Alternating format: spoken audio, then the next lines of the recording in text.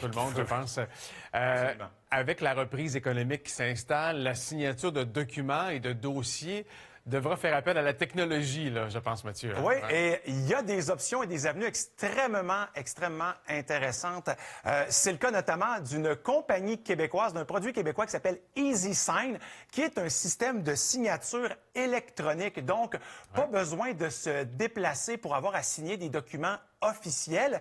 Et vous voyez donc, vous allez recevoir une copie électronique que vous pourrez signer à distance. Si vous allez sur le site Web, il y a bon nombre de tutoriels qui vous montrent comment exactement ça fonctionne.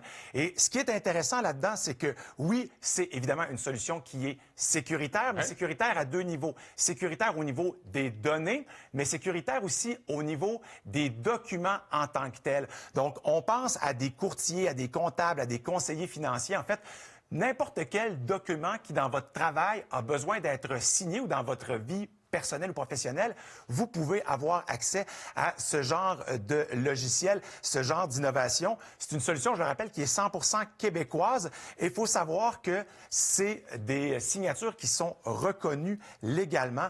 Donc, ça peut être extrêmement intéressant quand vient le temps, notamment, de signer des papiers liés à une promesse d'achat, l'achat d'une maison, un prêt, des choses comme ça.